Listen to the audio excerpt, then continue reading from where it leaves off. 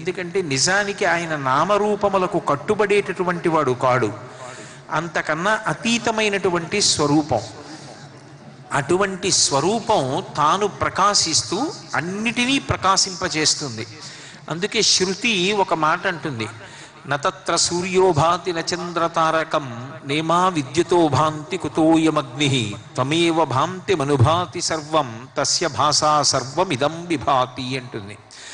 సూర్యచంద్రుల యొక్క సహాయం లేకుండా తనంత తానుగా కోటి సూర్యుల పగిది వెలిగిపోయేటటువంటి స్వరూపం ఏదుందో, ఏది ఆ వెలుగుల ముద్దయో, ఏది కాంతి స్వరూపమో, ఏ తేజస్సు చేత సూర్యచంద్రులు కూడా ప్రకాశిస్తున్నారో అటువంటి ఆ వెలుగుల యొక్క సమాహార స్వరూపమే మహానుభావుడు ఆ పరమేశ్వరుడు.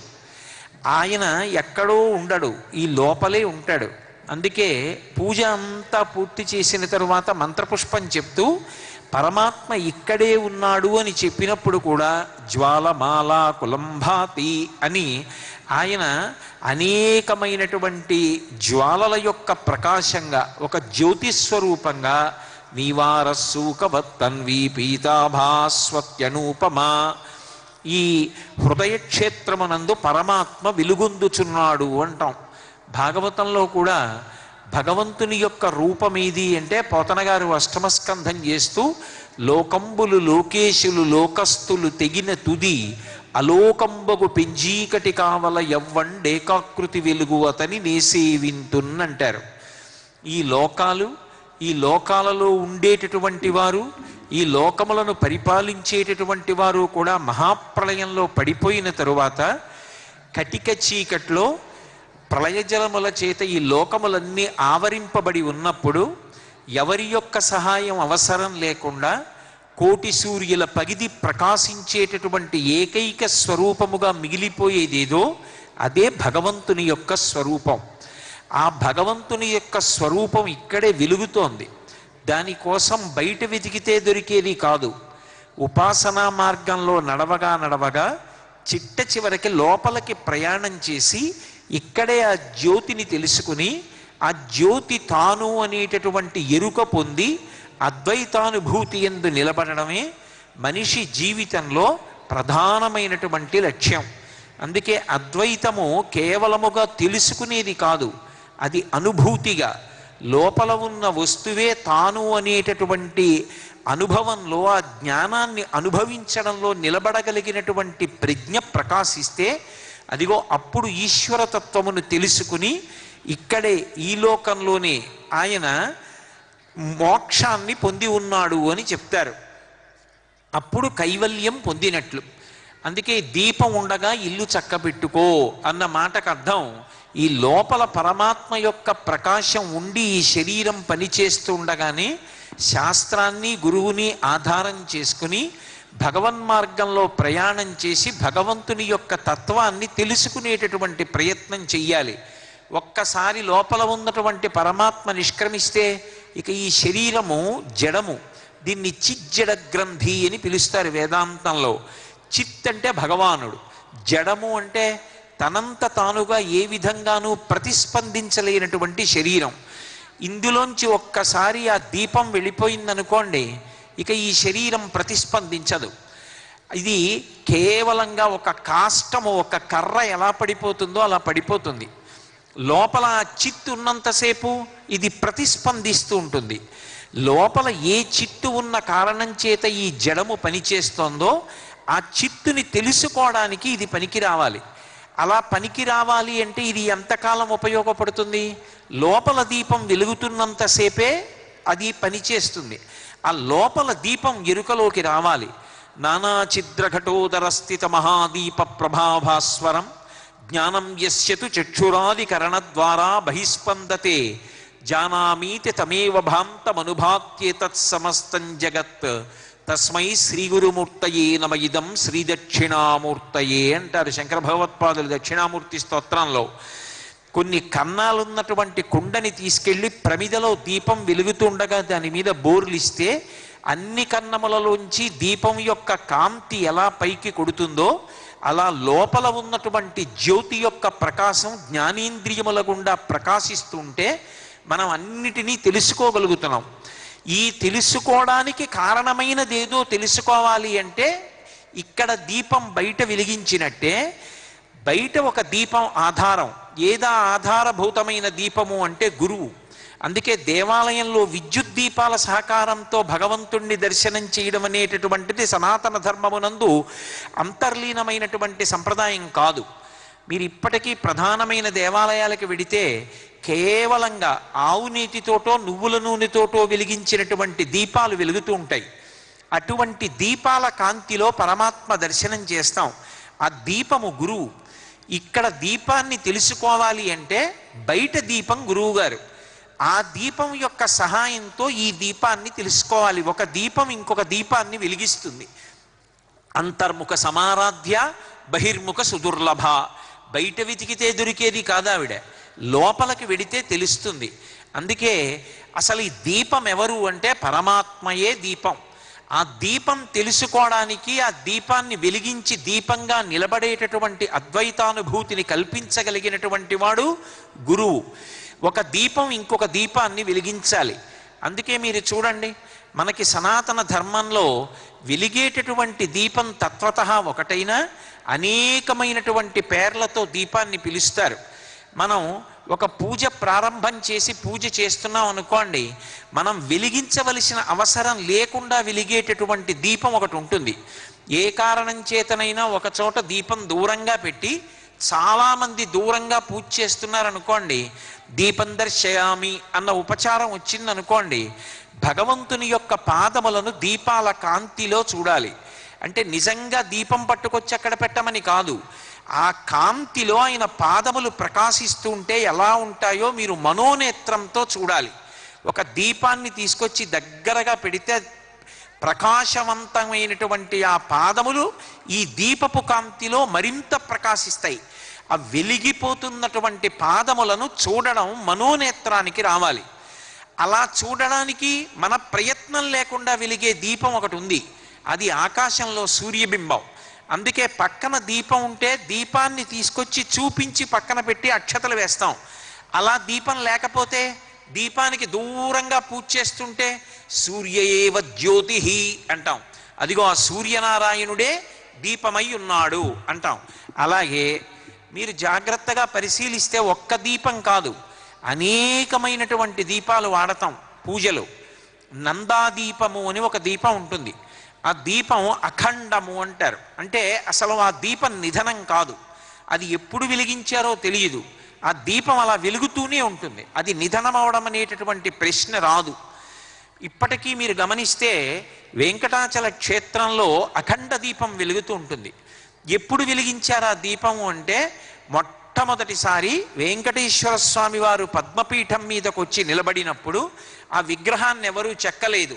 నకృతం దైవ సంఘైశ్చ నకృతం విశ్వకర్మణ స్వేచ్ఛయా క్రీడతే తత్ర ఇచ్ఛారూపం విరాజితః అని తనంత తాను ప్రకాశించినటువంటి ఆ శ్రీ వెంకటేశ్వరుని యొక్క మూర్తి ముందు మొట్టమొదటి దీపాన్ని ఎవరు వెలిగించారు అంటే చతుర్ముఖ బ్రహ్మగారు వెలిగించారు. ఆయన వెలిగించినటువంటి దీపం నిధనం కాకుండా ఇప్పటికీ ఎప్పటికీ వెలుగుతూనే ఉంటుంది. అలా వెలిగేటటువంటి అఖండ దీపాన్ని నందాదీపము అని పిలుస్తారు.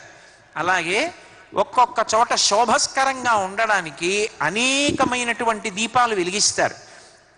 ఒకే మూర్తిని పూజ చేస్తూ చిన్న చిన్న దీపాలని అనేక దీపాలు వెలిగిస్తారు. అలా వెలిగించినటువంటి దీపాల యొక్క వరుస ఉంటే దాన్ని దీపావళి అంటారు. ఆవళి అంటే వరుస, దీపావళి అంటే దీపముల యొక్క వరుస. అలా కాకుండా ఒక దీపాన్ని పూజలో కూడా ఉపయోగించారనుకోండి తీసుకొచ్చి, అప్పుడు దాన్ని అర్చాదీపము అంటారు.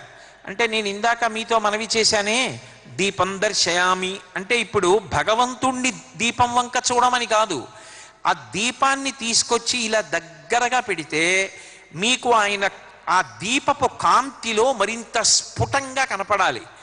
అలా వాడిన దీపం ఏదుందో దీపాన్ని పక్కన పెట్టి దాని మీద అక్షతలు వేసి విడిచిపెట్టేస్తారు. అలా విడిచిపెట్టబడినటువంటి దీపం ఏదుందో దాన్ని అర్చాదీపము అని పిలుస్తారు. అలాగే లక్ష్మీదేవి దేవాలయంలో అంతరాలయంలో దీపం వెలిగిస్తే దాన్ని లక్ష్మీ దీపము అని పిలుస్తారు. అలాగే బలిపీఠం మీద స్వామివారికి బలిపీఠం ఉంటుంది, బలిభుక్కులు అని ఉంటాయి.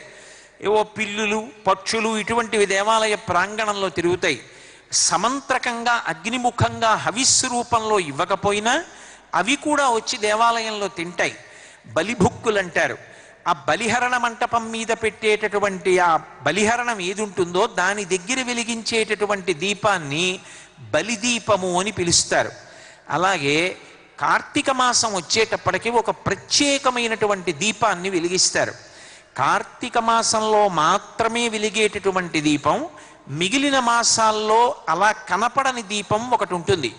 ఆ దీపానికి ఆకాశ దీపము అని పేరు.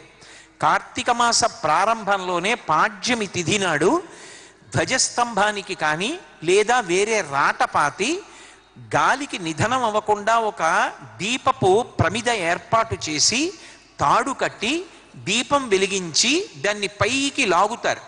అది ధ్వజస్తంభం అంత ఎత్తులో ప్రకాశిస్తూ ఉంటుంది. అలా ప్రకాశించేటటువంటి దీపాన్ని ఆకాశ దీపం అంటారు. ఈ కార్తీక మాసంలో ప్రత్యేకించి ఆకాశ దీపానికి విశేషమైనటువంటి ప్రఖ్యాతి. బోలెడన్ని దీపాలు చిన్న చిన్న కుందుల్లో గుత్తులు గుత్తులుగా వెలిగించారనుకోండి. పూర్వకాలంలో ఉండేవి ఇళ్లల్లో ఇత్తడి వాటిలో కుందులు ఉండేవి. ఒక పెద్దది పొడుగ్గా ఇత్తడి పళ్ళె ఉండి దానికి కుందులు ఉండేవి. ఆ కుందుల్లో వెలిగిస్తారు దీపాలు. అలా వెలిగిస్తే నిరంజన దీపాలు అని పిలుస్తారు వాటిని. అదే దీపావళి. దీపావళి అంటే దీపముల వరుస, నిరంజన దీపములు అని పిలుస్తారు.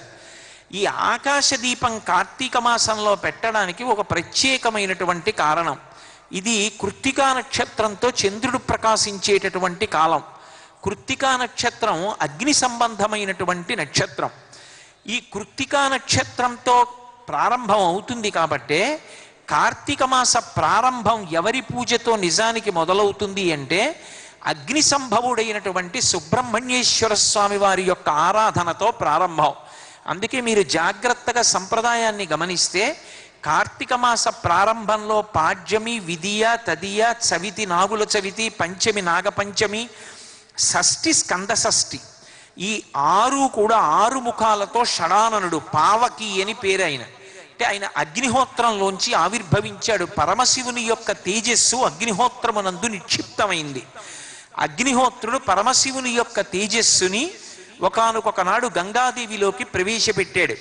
ఆ ప్రవేశపెట్టినప్పుడు ఆయన ఆవిర్భవించాడు కాబట్టి, షడాననుడై పుట్టాడు కాబట్టి, కృత్తికల యొక్క పాలు తాగాడు కాబట్టి కార్తికేయుడు. అగ్ని సంబంధమైనటువంటి పూజ కనుక, అగ్ని సంబంధమైన ఆరాధన కనుక కార్తీక మాసం వచ్చేటప్పటికి ఆ మొదటి 6 రోజులు కూడా పూర్ణంగా ఉపవాసం చేస్తారు. కేవలం సాత్వికాహారం, పళ్ళు పాలు వంటివి తీసుకుని ఉపవసించి సుబ్రహ్మణ్యారాధన చేసి 6వ రోజు స్కంద షష్ఠి. స్కంద షష్ఠి నాడు కావడి మోస్తారు. ఆ కావడిలో పాలు, పెరుగు ఇటువంటి పదార్థాలు పట్టుకెళ్ళి సుబ్రహ్మణ్యేశ్వర స్వామి వారి యొక్క అభిషేకానికి సమర్పిస్తారు. అలా సమర్పించినటువంటివి ఏ ఉంటాయో ఆ పదార్థాలతో స్వామివారికి అభిషేకం జరుగుతుంది. ఆ అభిషేకం జరిగినటువంటి మరునాడు అంటే సప్తమి తిథి నాటి సాయంకాలం వేళ సుబ్రహ్మణ్యేశ్వర స్వామి వారికి వల్లీ దేవసేనలతో కళ్యాణం చేస్తారు. సప్తమి నాడు సుబ్రహ్మణ్యేశ్వర స్వామికి వల్లీ దేవసేనలతో జరిగేటటువంటి కళ్యాణంతో మొదటి 7 రోజుల కార్యక్రమం పూర్తవుతుంది. అంటే స్కంద షష్ఠి పక్కనున్న సప్తమి వల్లీ దేవసేన కళ్యాణంతో పరిపూర్ణమవుతుంది. అంటే అగ్ని ఆరాధనతోటే మొదలవుతుంది. అసలు సనాతన ధర్మాన్ని మీరు గమనిస్తే సనాతన ధర్మమంతా కూడా అగ్ని ఆరాధనకి సంబంధించింది. ఏ ఇతర విశ్వాసమునందు లేనటువంటి బలీయమైనటువంటి విధానం ఏమి అంటే మనం అగ్నిముఖంగా దేవతలకి హవిస్సిస్తాం. అలాగే అగ్నిముఖంగా పితృదేవతలకి కవ్యాన్ని ఇస్తాం. అగ్నిహోత్రుడు మాత్రమే పట్టుకెళ్ళాలి, ఇతరులు పట్టుకెళ్ళడానికి వీలు లేదు. అది ఈశ్వరుడు చేసినటువంటి శాసనం. అందుకే లింగ పురాణంలో వ్యాస భగవానుడు అంటాడు, హవ్యం వహతి దేవానాం కవ్యం కవ్యాసినామపి పాకంచ కురుతే వహ్ని శంకరస్యైవ శాసనాత్ అంటాడు. అగ్నిహోత్రుడు 3 కార్యాలు చేస్తూ ఉంటాడు. ఒకటి, దేవతలకి హవిస్సు పట్టుకెడతాడు. హవిస్సు దేవతలకు పట్టుకెడితే హవిస్సు పుచ్చుకున్నటువంటి దేవతలు ప్రీతి చెంది వర్షం కురిపిస్తారు. ఆ వర్షము చేత పాడి పంట వచ్చి లోకమంతా సమృద్ధంగా ఉంటుంది. అది ధర్మచక్రం. మనం అగ్నిహోత్రంలో హవిస్సిస్తే దేవతలు తిని సంతోషిస్తే వర్షం పడితే పాడి పంట పెరిగితే మఖము చేయ వజ్రి మది సంతసించును వజ్రి సంతసింప వాన కురియు వాన కురిసి గసవు వసుమతిపై పెరగు గసవు మేసి ధేను గణము బ్రతుకు అంటారు భాగవతం దశమస్కంధంలో. అలా ఒక ధర్మచక్రం తిరుగుతూ ఉంటుంది. దానికి అంతటికీ ఏది ప్రధానమంటే అగ్నిహోత్రం. దేవతలకి హవిస్సు పట్టుకెళ్లాలన్నా అగ్నిహోత్రుడే, పితృదేవతలకి కవ్యం పట్టుకెళ్లాలన్నా అగ్నిహోత్రుడే, ఆఖరికి ప్రతి వారి ఇంటిలోనూ అన్నం పచనం చేసి మనకి పదార్థం తినడానికి వీలుగా సిద్ధం చెయ్యాలన్నా అగ్నిహోత్రుడే. ఇంత ప్రధానమైన కార్యాన్ని నిర్వర్తిస్తాడు కనుకనే అగ్నిహోత్రుణ్ణి పరమ పూజనీయుడు అనేటటువంటి బిరుదునామంతో అగ్నిభట్టారక అని పిలుస్తాం. పరమ పూజనీయులైన వాళ్ళు ఎవరున్నారో వాళ్ళ పేరు ముందు భట్టారక అని వేసి పిలవడం మన సంప్రదాయం. లలితా పరాభట్టారిక, శృంగార భట్టారక, క్రోధ భట్టారక, అగ్ని భట్టారక, భట్టారక భట్టారిక అంటే పరమ పూజనీయుడు పరమ పూజనీయురాలు అని. అదిగో అగ్నిహోత్రుడు అంతటి ఉపకారం చేస్తాడు. ఆ అగ్ని సంబంధంగా మనం కృతజ్ఞతలు చెప్పవలసినటువంటి మాసం ఈ కార్తీక మాసం. అయితే కేవలముగా ఈ మాసంలోనే ఎందుకు ఎంచుకున్నారు ఇలాగా అంటే ఋషులు దార్శనికులు, వాళ్ళు ఏది చేసినా అర్థం లేకుండా చెయ్యరు. దీని గురించి దేవీ భాగవతంలో వ్యాస భగవానుడు ఒక మాట చెప్పాడు. ద్వావృతు యమదంస్ట్రాఖ్యే నూనం సర్వజనీషు వైహి అని. యమధర్మరాజు గారి యొక్క 2 కోరలలో ఒక కోర బయటికి ఆశ్వీజ మాసంలో రావడం మొదలవుతుంది. అది ఆశ్వీజ మాసం కార్తీక మాసం 2 నెలలు కూడా పైకొస్తుంది కోర. అలాగే మళ్ళీ వసంత ఋతువులో పైకొస్తుంది. చైత్రమాసము వైశాఖ మాసము రెండిటిలో 2వ కోర పైకొస్తుంది. యమదంస్ట్ర కానీ పైకొచ్చిందా అంటువ్యాధుల వలన, భయంకరమైనటువంటి ప్రకృతి ఉత్పాతముల వలన, రకరకాలైనటువంటి అరిష్టముల వలన, సంక్షోభముల వలన కొన్ని వేల మంది దీపపు పురుగులు ఎలా పడిపోతారో అలా పడిపోతారు. ఇలా పడిపోకుండా ఉండాలి అంటే భగవంతుని యొక్క ఆరాధన చెయ్యాలి. అన్ని చోట్ల చేస్తారు. అందుకే మీరు చూడండి, కార్తీక మాసం వస్తే దీపం ఎక్కడ పెట్టాలి అని అడిగారు అనుకోండి, నియమం లేదు. మీరు దాన్ని శివాలయంలో పెట్టచ్చు, విష్ణువాలయంలో పెట్టచ్చు, అమ్మవారి ఆలయంలో పెట్టచ్చు, మఠ ప్రాంగణంలో పెట్టచ్చు, ఇంట్లో పెట్టచ్చు, ఇటువంటి ఉత్సవాలు జరిగేటటువంటి ప్రదేశాలలో పెట్టచ్చు. ప్రతి చోట దీపం పెట్టాలి.